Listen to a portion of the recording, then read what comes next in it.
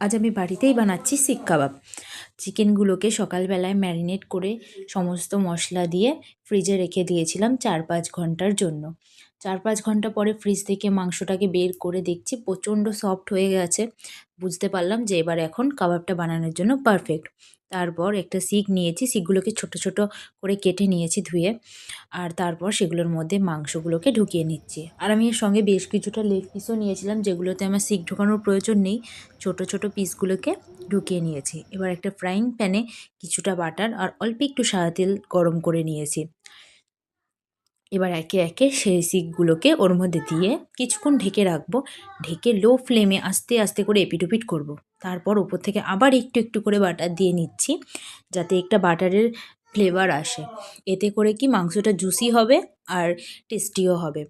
Butter দেওয়ার পর আমি বেশ কিছুক্ষণ আবার ঢেকে রাখছি। রাখার পরে এপিঠ-ওপিঠ উল্টে খুব কড়া করে ভেজে নিচ্ছি।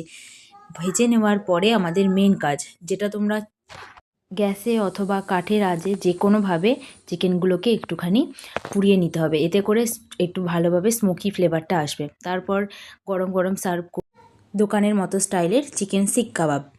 তো শিক থেকে আমি মাংসগুলোকে ভালো করে বের করে নিচ্ছি আর গার্নিশিং করব ধনেপাতা, পুদিনা পাতা, দই, কাঁচা লঙ্কার চাটনি আর সাথে বাড়িতে বানিয়েছি লাচ্ছা পেঁয়াজ।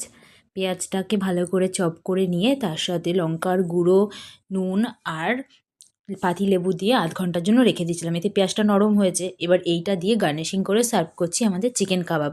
পুরো দোকানের মতো স্টাইলের, কিন্তু দোকানের থেকেও দুর্দান্ত খেতে হয়। শীতের কনকনে সন্ধেবেলায় ১ প্লেট চিকেন কাবাব মানে জাস্ট ওয়াও!